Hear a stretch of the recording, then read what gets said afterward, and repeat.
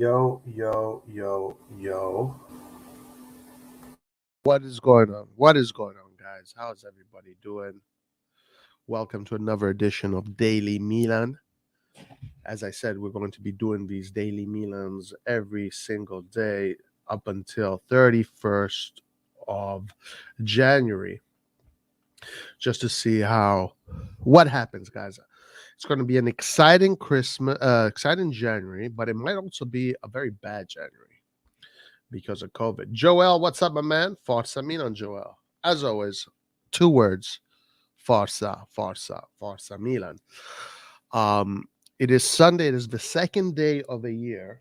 The first day has already gone by, and the news is coming in, guys. Reports are coming in.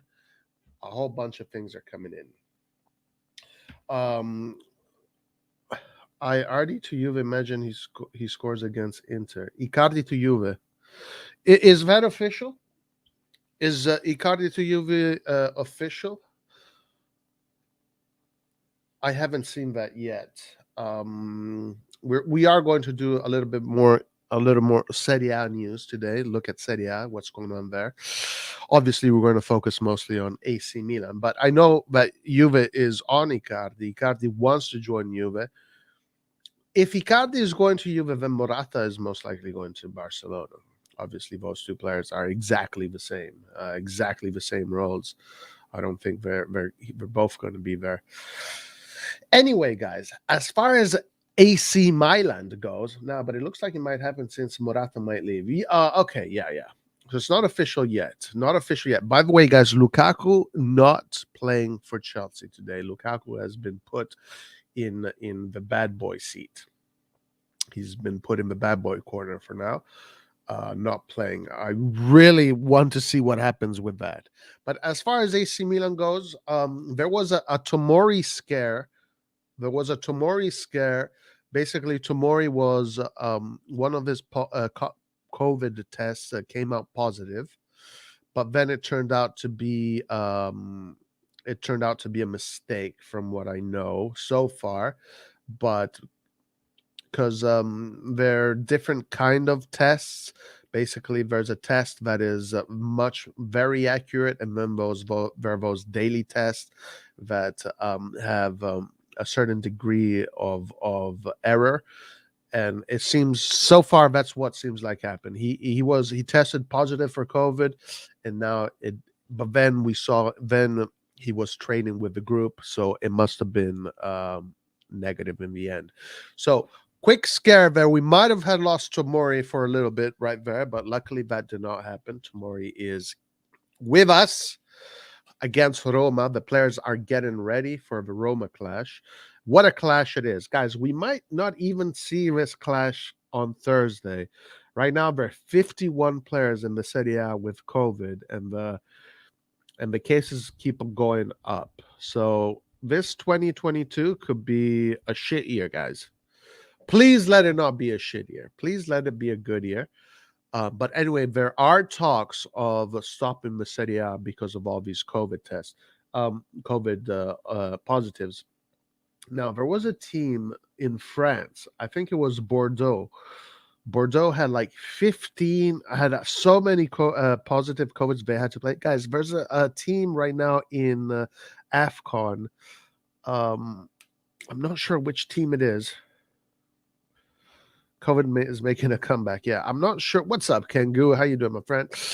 There's a team in Africa. I'm not sure which one it is. It starts with a B. It starts with a B. I cannot remember. But this particular team that is participating in the AFCON has 16 players positive of COVID. Osimhen, positive COVID. So he's back. It's going to be a mess, guys. It's going to be a mess. Luckily, this COVID strain here, this new strain, the Omicron or whatever, is not as strong. It's relentlessly contagious. Maybe the most contagious one of all the different strands. Botswana, is that it? Okay, got you. But it's leaving its mark. Roy, why don't you watch the Premier League anymore? Okay, Kengo, I'll tell you the truth. I'll spit it out. I'll spit out the truth. I used to love the Premier League. I used to love it. I remember I used to know every team. This was mid 90s, late 90s, up until basically almost all of the 90s. I watched the Premier League. Every year I had a different team. There was a year my favorite team was Blackburn, I believe.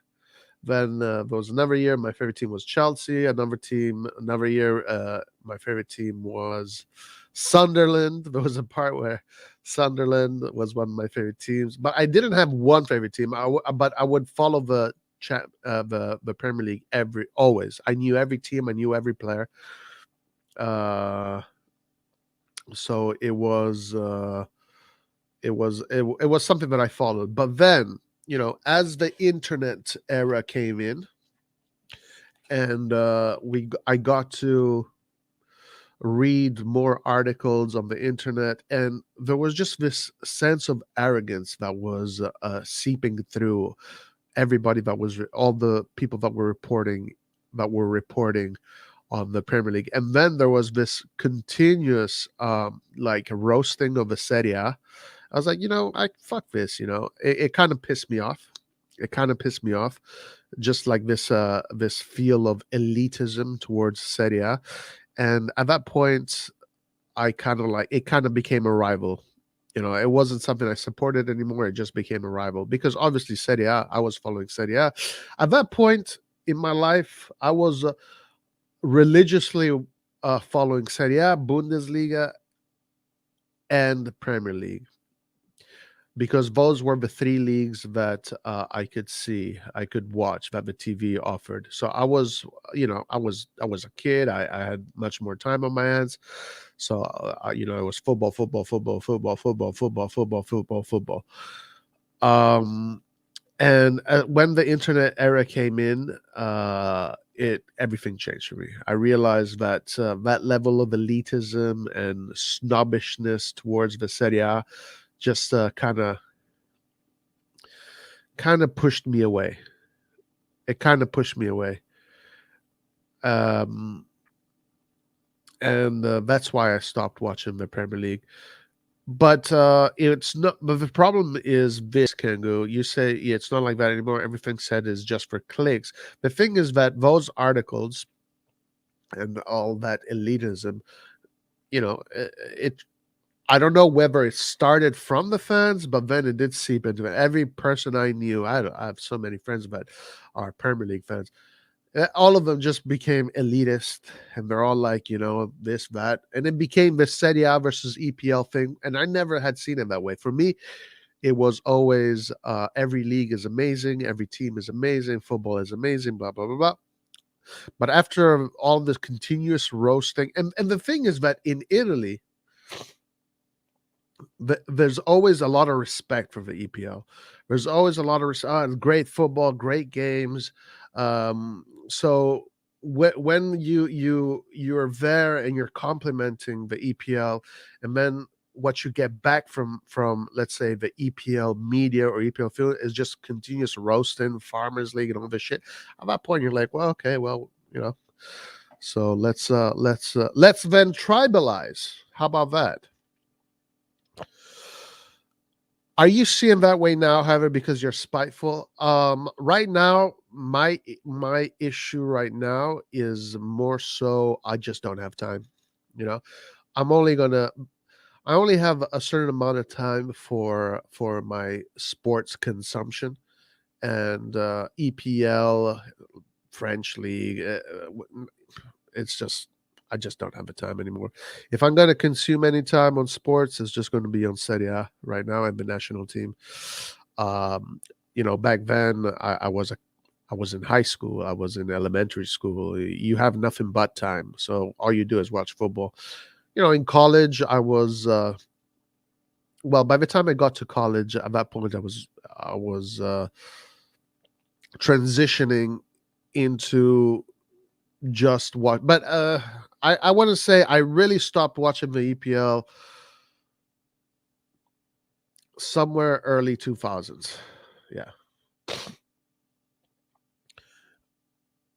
I just Yeah, I think it is based on being spiteful. I just like it feels insulting, you know? It feels insulting every time I watch the EPL.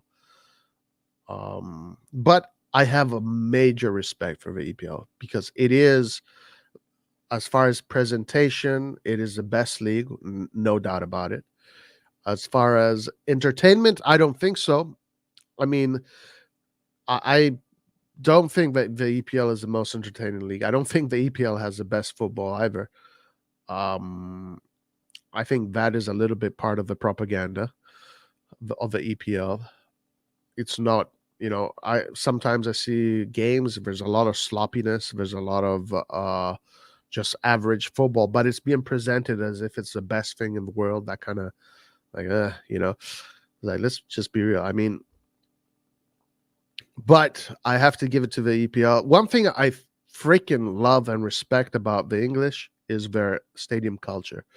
The fact that the stadiums are always so energetic and the positive energy. Like in Italy, the stadiums can be very aggressive and they can be very intimidating, right? But in England, the audience and the energy of the stadium is excellent. The way to put it is that most entertaining to your average American. Way to put it is it's the most entertaining to your average. I mean, I think it's the most entertaining to not only your average American, but it's entertaining to average human being in almost every country. Because again, one thing that the English do is they really understand how to the optics, right? The aesthetics, and also the commentary. English commentators are the best. I mean, Italian commentators are amazing. I love Italian commentators because Italian commentators are so technical. They talk about the technical aspect, the tactical aspect, and in depth. Thing is that only I can only I can understand. Only me and whoever speaks Italian can understand. In English, the English commentators are extremely entertaining, extremely engaging. But of course, most of this planet speaks English, so you're going to really feel the EPL through the commentators. You get to feel the energy of the EPL through the commentators. Now, when Italian football is commentated in English, it's boring. Like the commentators sound like they're about to get their balls chopped off. Like it sounds like they don't want to be there, you know. And it's like they cannot get a damn commentator with I don't know, charisma. I've never heard an a Serie A English commentator with charisma. They're all so boring. They make the English commentators are just incredibly entertaining, right? The way they describe the game, the passion they put into and this is why the EPL is the best league in the world. Because did you see that 30-yard shot that hit the post? And that's what it is, you know. Like in the Serie A, like if something like that happens. Oh, the ball hit the post. Okay, can someone fucking give me a heroin, please? You know, it's like that. So the England is like a million miles ahead of Italy when it comes to global branding, global presentation, blah blah blah. Of course, the language is a big advantage. What's up, Vasil? Forza Milan. The Farmers League thing is annoying as F. No one said shit when Bayern and PSG were in UCL final, but when they to an English team, they're farmers. Interesting. Interesting. All right, let's get into these articles. We can't spend too much time talking about that. All right, guys. So let's get straight to the meat and potatoes of what I wanted to look at today.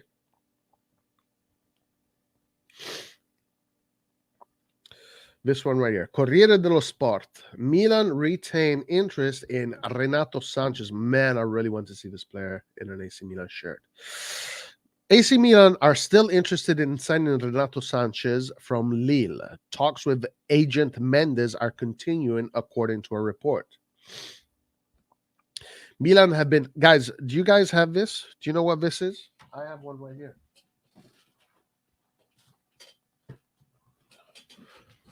This is not a sex toy.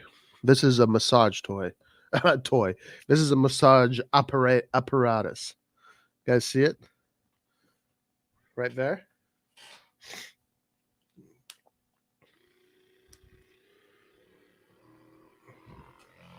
It vibrates like a sex toy, but it's not a sex toy. Put it here on your shoulder. Oh, yes. On your forearm just before playing guitar. I'm talking about this right here. I realize it's covered by my image. Right there. See that? Infinity. Put it here. Put it on your on the back. Oh wow, that feels good. Wow. Guys, get this device. It is amazing. They should I could do this all day. Right here. Right here. Massage machine. You need a champions. Yeah, it'll come. It'll come. Anyway, let's get back to the article. This morning edition of Il Corriere dello Sport takes a look at Milan's plans, not just for January window, but also for the summer when they could make some moves in the middle of the park. Sanchez is a target, but it is an operation that could blossom in June, when the RossonARI will mostly like lose Kessie on a free transfer. The Lille midfielder has the same agent as Rafael Leao, George Mendes, with whom the club are working to extend the winger's contract. I like the fact that George Mendes is that Renato Sanchez continues to be linked with AC Milan. This is the best player that we could get for what he is worth financially. So it'd be a dream for him to finally join Milan. Whether or not Kessie stays in January, that is a question to ask. If Kessie stays until the end, should Renato Sanchez come in January, or should he come in the summer? We will see. We'll see. Obviously, right now, we're not going to get anything official, anything concrete. We're going to get links. We're going to get rumors. But in 2 days, guys, on Tuesday, the Mercato begins officially, and we're going to start to get some names coming in. So the Renato Sanchez link definitely brings me pleasure. What about this one right here, guys? This one here was quite interesting. Another piece of news that came out. Maldini reflects as Belotti dreams of Milan. Scamacca and Luca also on the wish list. It's more and more likely that Andrea Belotti will leave Torino at the end of the season, and AC Milan are still not out of the running. According to calciomercato.com, Torino president Urbano Cari has confirmed the Italy international is 100% leaving. Belotti is free to sign a pre-contract with another club from February, and several clubs have already set their sights on him, such as Napoli and Fiorentina. Milan have long been interested in the development on Belotti's future and looking for a new striker. Pietro Pellegrini arrived on loan and has not offered the right guarantees, while Zlatan, Ibra, 40, and Oliver Giroud, 35, they're getting up there in age. Gianluca Scamacca, who I think we were not going to get. It's going to be between Inter and Juventus as far as Scamacca goes. Lorenzo Luca is actually a possible target, or on the list of targets that Paolo Maldini and Ricky Massaro have identified. Belotti has always been a Milan fan and has never denied it, which certainly works in the Rossoneri's favor, and the management are thinking about it. Never more good messaging, positive. Renato Sanchez, Belotti. Remember, Belotti is an easy, no money target. Guys, listen, yesterday we read what the situation is, okay? So we read that Milan right now is playing catch up to UEFA. UEFA has Milan by the balls. So until Milan can catch up to UEFA's financial fair play rules or whatever, Milan will not have huge spendings. So Belotti is a good option because he's for free. Okay, good option for free. These players like Vlahovic, 80 million, Man City. Guardiola wants Vlahovic. Guardiola wants Man. Like we're not going to get him, guys, because we read this yesterday. UEFA has Milan by the balls, and it's just the way it is. What are you going to do? As long as his agent isn't Raiola, I'm happy. Yeah, I agree. I definitely agree with that. Okay, so not bad, not bad. We're starting on a positive here. We're starting on a positive. Tutto Sport, Conti sell imminent, but Castillejo is likely to remain. Really? According to Tutto Sport, Andrea Conti sell to Empoli should become officially in the coming days. Wow, that's a really good place for Conti to come to have to try and come back and even get a spot in the national team. Empoli is playing incredible football, so it'd be great for him. I've never been someone that hated on Conte. I've always liked Conte. To this day, I don't even know why he is not playing. Like, I mean, he wasn't a bad player. He was a good player. Okay, it's now down to a matter of resolving finally. So he should be the first exit of the winter mercato. However, the outgoing mercato could very well be closed after that because although Milan are open to offers for Castillo, it would have to be a particular attractive proposal for them to sell, given they would have to go and get a replacement. So Castillo might keep on staying at Milan. I don't mind him being at Milan. He is not. He is sad. He's not happy. You can tell. It's a weird situation. It feels like we are kind of like shitting on this player. Not only that, but the directors Paulo Maldini and Enrique Massara will not let the Spaniard leave on loan in the absence of cash offers. Therefore, the Spaniard will remain at Milanello until the end of the season. Now, we'll see. This could obviously change in a matter of minutes, hours, days, weeks. But if Castillo does stay, I'd be happy with that. Every time Castillo has come in these emergency situations, especially in our roster that is so oh shit, sorry, injury prone. Excuse me.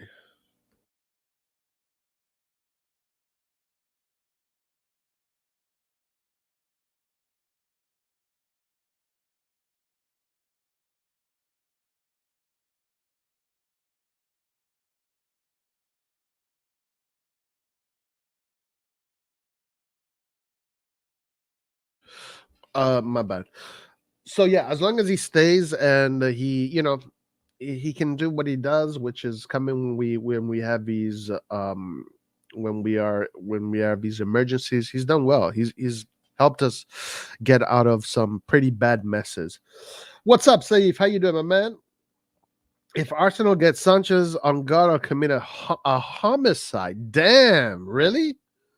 Well, if Arsenal does end up getting Sanchez, please stay away from Saif. He got hated on hard during the banter era. Are you talking about Castillo? What's up, Ricardo? Jean Lucuni, what you think? I am not aware of this player. I don't know who he is, who he plays for. Okay. Let's keep on going. What do we see? What else do we see here that could be interesting? The latest on conditions regarding Ibrahimovic, Leao, and Rebic. Okay, guys, a lot of positive news today. I like this. Some encouraging news has arrived from today's training session at Milanello, as 3 forwards are getting back towards full fitness. Milan News are reporting that the recovery of Zlatan Ibrahimovic, Rafa Leao, and Rebic is continuing. The 3 forwards each joined the first part of today's squad training session. Yay! All 3 players are in the group, guys. That's great. That means that possibly for the Roma match, all 3 of them might be in the squad. Doesn't necessarily mean they're starting, but they're in the squad. If they're in the group, that's amazing. Immediately after that, Rebic and Leao continue with some individual work as a Croatian winger did technical drills while the Portuguese returned to the group. Yes. Ibrahimovic carried out the entire session with the group, guys. Ibra is going to be available for Roma. Celebrate. Milan will resume Serie A action at San Siro on Thursday night when they welcome Jose Mourinho's Roma. Of course, looking to record a league double over the capital side after beating them away from home earlier in the campaign. Given the lack of forward depth that has been available to Pioli, having all three would be huge, guys. The tides are changing. The tides are changing. Very positive news. Very positive news. Yes, that's probably why the medical team has been on holiday. This is what, the medical team has been in Ibiza getting sun, so our players are coming back. It'll suck having 50% capacity again, and it's going to hurt the wallet, especially when we just found out yesterday that Milan is pretty much playing UEFA's bitch right now. A day before the games, Zlatan Ibrahimovic and Rafael have tested positive for. Don't freaking say that, bro. I mean, anything is possible. Luckily, the Tomori thing was just a quick scare. What is this? What is this? Solutions? Anything here?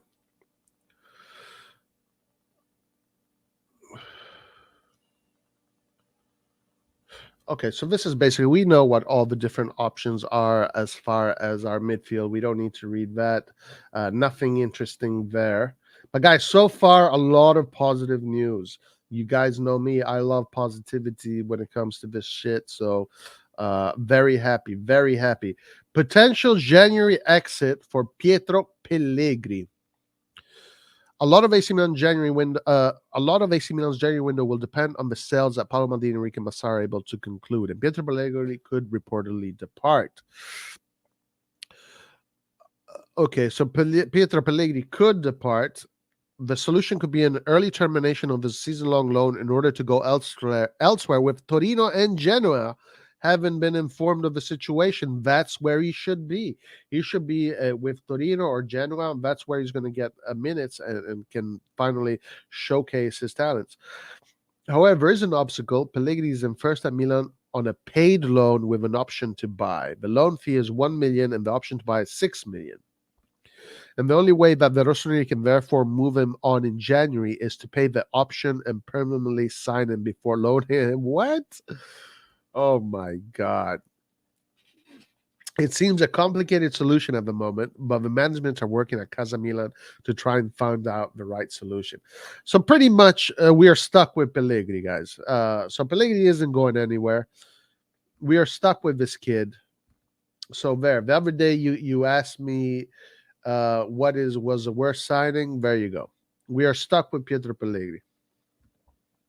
If Rafa improves his finishing, this guy can become one of the best in the world in the future, better than Ansu Fati and Vinicius Jr.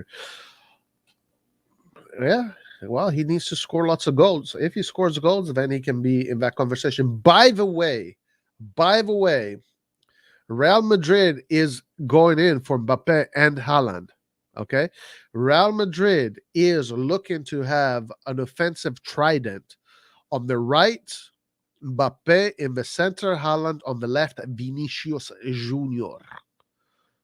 Guys, imagine that's trident. Mbappe, Haaland, Vinicius. That's the future. That's the future of football right there. That's the future. Real Madrid wants to have the future of football in its offense. Whether or not it's going to work, that's a whole different conversation. But that's what they're going for.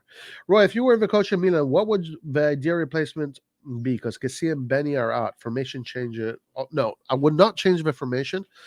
But considering all the players that are available in the market and considering the situation, if I was the coach, I would right now, maybe my best player would be Kamara from Marseille. I believe he plays in, because he's a pure defensive midfielder. It's a pure defensive midfielder, and he can also double up as a center back since we need a center back. If I can get Kamara, I can kill two birds with one stone. as the saying goes. But I would like to get Renato Sanchez as well. So if I was a coach right now at AC Milan, there'd be two midfielders that I'd be asking Maldini, yo, Paul, what's up, Paul? Yo, bitch. Yo, you know what? I want Kamara and I want fucking Renato Sanchez tomorrow. That's what I would tell Maldini. So those are the two players that I would want to see at AC Milan. I would not change the formation. The formation is beautiful the way it is. It's great. There's no need to change formations. The formation works perfectly. When this team is completely healthy, we have the most innovative football since Guardiola. Well, Jamal, hopefully you do not eat your words. It looks like we are not buying. I don't think so. I don't think we are. I think we are going to. It's going. I mean, listen. Okay, so my attitude on the mercato changed a little bit based on an article that we read yesterday. I think that because we are still UEFA's bitch right now, it's going to take a little bit longer than I thought. I sometimes I forget. The thing is that I sometimes I don't think about it, but right now we are still UEFA's little bitch, and we need to make Daddy UEFA happy. So that's what we're not working to make the team better. We're working to make UEFA happy. So yeah, it looks like this is our. Oh my god, I don't even want. Anyway, what's the ceiling for Salamakers? How good do you think he can be, and what player he reminds you of? He doesn't remind me of anybody. There's actually no player he reminds me of. He's a very unique kind of player, especially of how he was adapted into this new role. His ceiling is phenomenal. He's only 22 and he's playing like a boss. At 21, you come at AC Milan, you earn your spot, and you finish second in the Serie A. Right now, you're second in the Serie A. The only issue with Salamakers is because he plays in this advanced role, people expect him to be Ronaldinho, but Pioli doesn't play them. And that's the only, we've spoken about this a million times. Salamakers is definitely, I think, the best youngster Milan has, and his ceiling is infinite. Loan with option to buy is the only way right now, and fees. What's up, Paul? Yes, exactly. That's the only way we're going to do our mercato. Pretty much, guys. The reason you see, this is why I'm not happy with certain things. We read that article about Milan's situation with financial fair play and UEFA, right? So you know why AC Milan sold Casa Milan? What's up, Vasil? Happy New Year, bro. You know why AC Milan sold Casa Milan? AC Milan sold Casa Milan because AC Milan needs to catch up on the financial fair play regulations. That's why they sold Casa Milan. Milan right now is still 40 million euro behind or something like that, because right now Milan's expenditure is around 350 million, but they made 303 million. So we still need to catch up. We're still playing catch up with UEFA. Okay, this is the reality of the matter. Milan cannot get Vlahovic because Milan has to catch up to UEFA. Would we really be screwed if we spent 30 million on a player at the moment? I mean, we're gonna get. I'm not sure 100%, but the matter of fact is that we are 30 million, 40 million minus. We're 30 million. We're 40 million euros away from not being sanctioned or punished by UEFA. That's the way it is, guys. I mean, that's what we read yesterday. So I'm not really positive what the deal is. I'm not really positive what it is, but it just doesn't look good. It doesn't look good. Okay. Let's keep on going here. Oh, look at this one. This one just came out.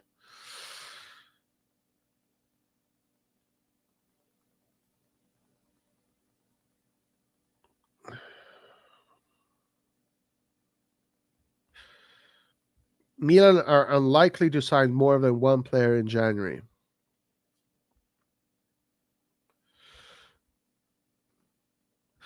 Okay, speaking about 30 million, Sven Botman is the chosen target, but Lille are asking around 30 million. So all of this is stuff we know. Okay. Let's go to some international news. Let's see what's going on in the international sphere. Serie A, Europe, blah, blah, blah, blah.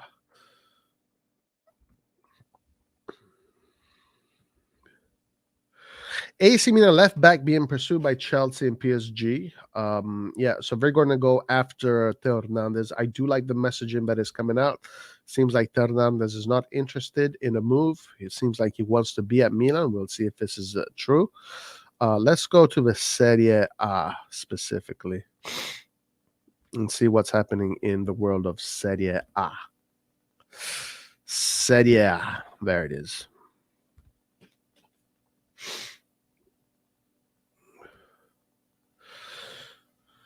Milan line up new Botman meetings. Atalanta set to sign lightning quick Serie A winger. Who's this? They got, didn't they get? Oh, Boga. Yeah, right. Atalanta got Boga, guys. That's a really good buy for them. Boga has medical for Atalanta, record transfer. Look at Atalanta, guys. You know, I was looking at Bayern. Bayern right now is arguably the best team in Europe, and they have not spent anywhere near what Chelsea has spent, what Man City has spent. Guys, are you guys aware that AC Milan in these last 20 years have spent more than Bayern Munich? And Bayern Munich is one of the favorites to win the Champions League every year. They're one of the favorites. It's real. Bayern Munich is the perfect example that you don't need to spend big to create great teams. You really don't. You need to be smart. You need to be smart in how you develop your players. You need to be smart on how on your football institution, what you teach your players, how you train your players, how you manage your players. Bayern is the example. Bayern is the 100% the example. Sempre Milan chat shit. Why you don't like Sempre Milan? Those are our friends, bruh. I don't think it's Sempre Milan per se. They just reference all the BS sources in addition to writing their own art. Yeah, no. Sempre Milan, guys. What Sempre Milan is just a website that collects all the different reports that come out from all over the world, right? So they just collect them, put them together. Sometimes they'll do opinion pieces, but none of these are opinion pieces. These are just these are just a collection of different articles.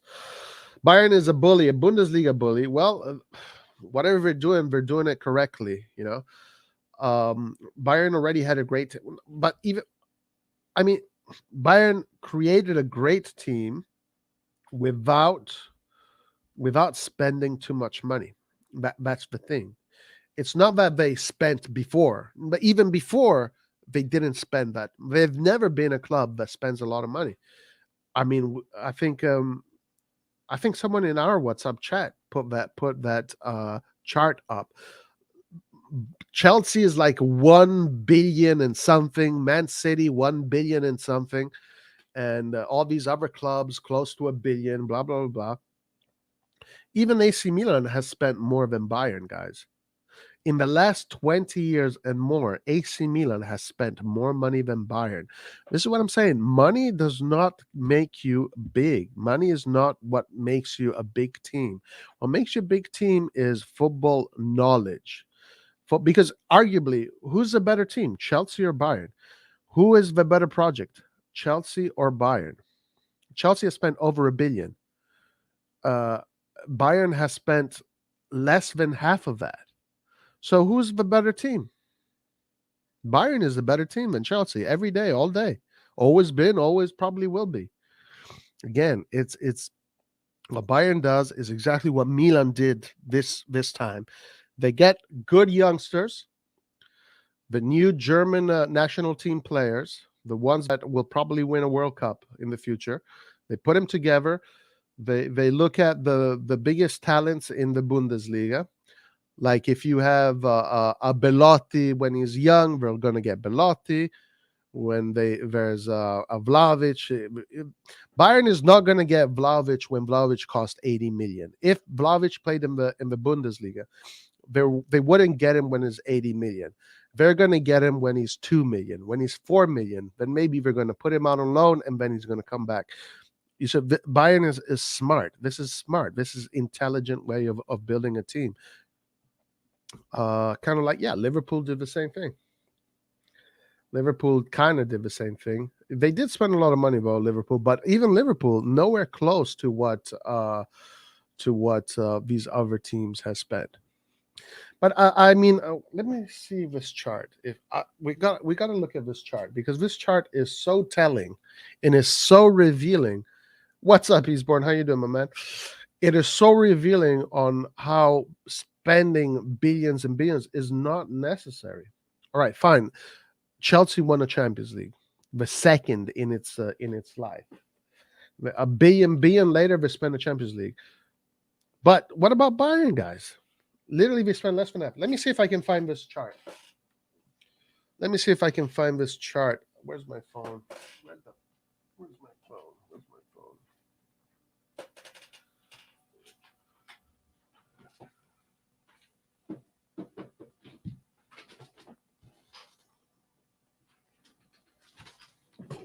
Okay. Let me see if I can find this chart, and I'll tell you exactly who the teams that I spend the most are, and then we can make this make this comparison. Let me see. Bayern is the most consistent team in football. Always good. Yep. In Bundesliga, everyone wants to sign for Bayern. So that help as well as a lot of players sign for Bayern on a very low price. But Bayern is not just getting players in Germany, guys. Let's see. I mean, there is something to be said about that, though. There's definitely something to be said about that. The fact that Bayern domestically don't really have competition when it comes to a club, to how big the club is. In Italy, you do have a bunch of big clubs. In England, now Newcastle is in the picture too. England is going to dominate football, guys. Man City, Man U, Arsenal, Chelsea, Liverpool, Tottenham, Everton. Now Newcastle is going to get in there. Oh God!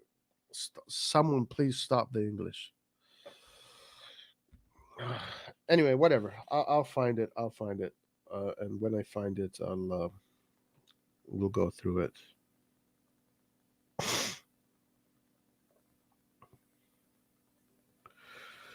Yeah.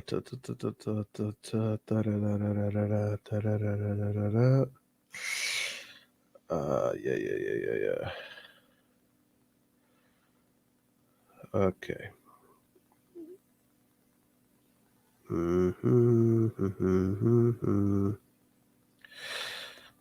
Whatever. Roy, who is your second football club?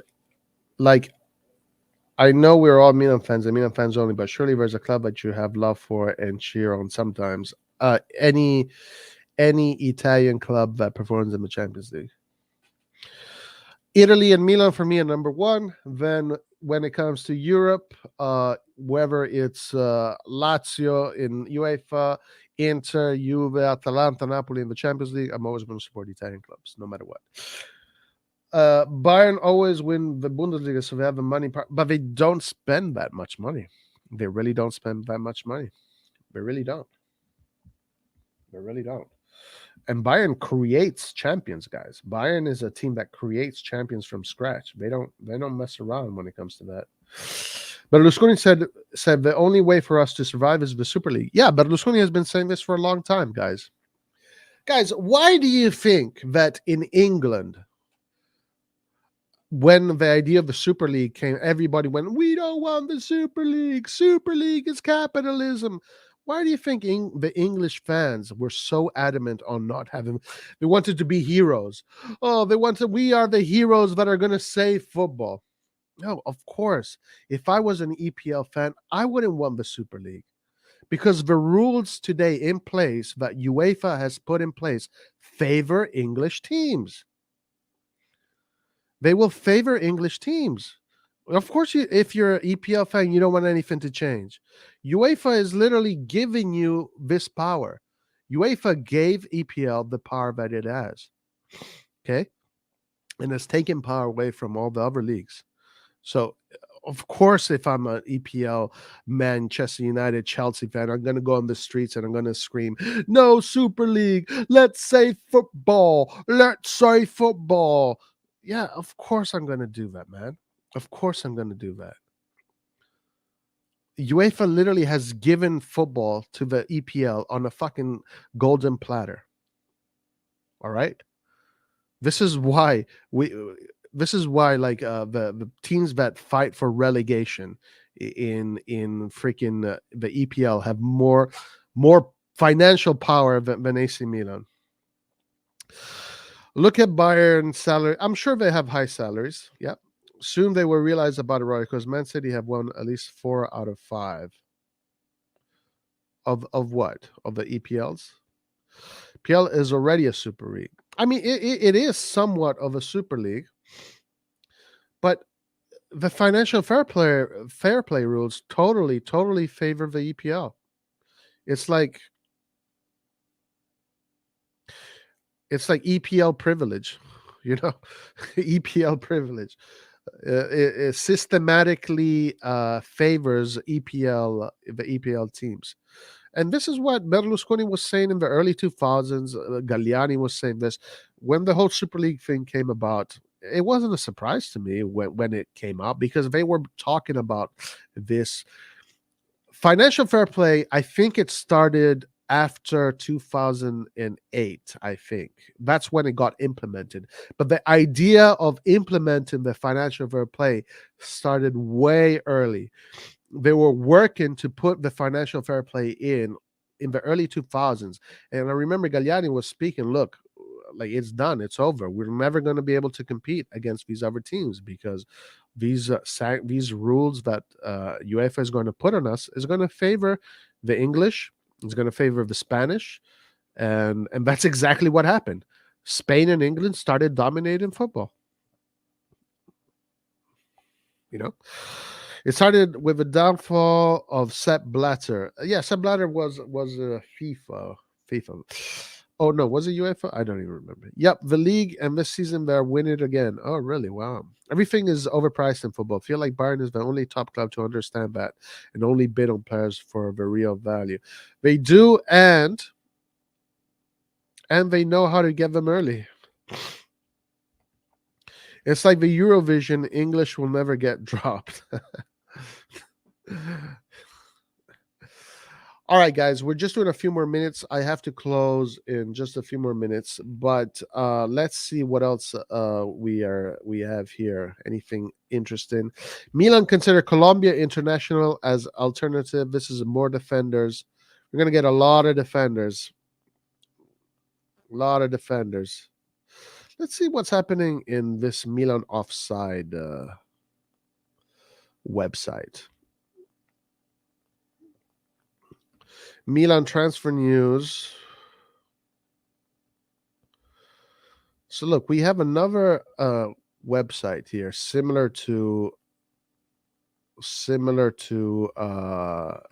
Milan. Let's see how good it is. Let's see if it has quality to it.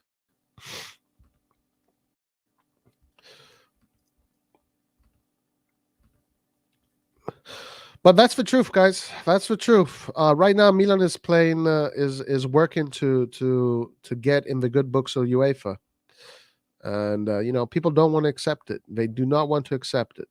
They want to think that everything is fine, everything is okay. But they don't want to accept that. They don't want to accept that UEFA is messing things up for AC Milan.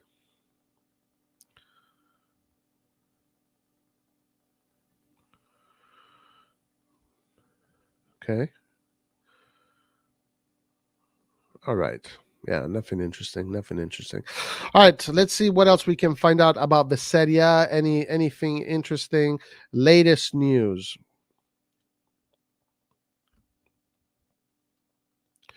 Three Premier League clubs vying for Juventus outcast. Lolito furious after Salernitana. Why would he be furious?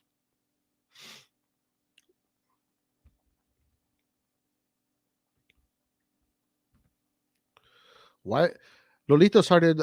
It is believed he plowed circa 42 million into the club over the years, helping them climb up the divisions.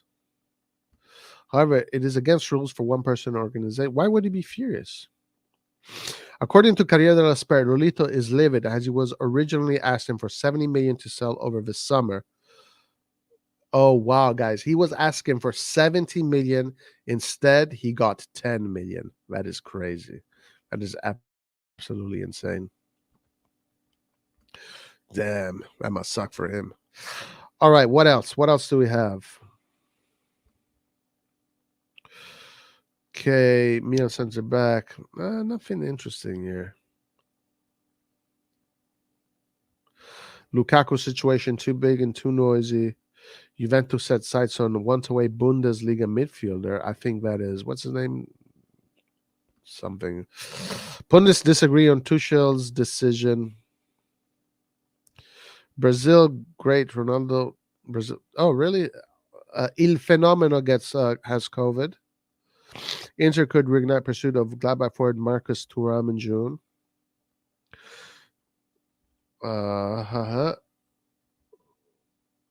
Man, we have some good games coming up.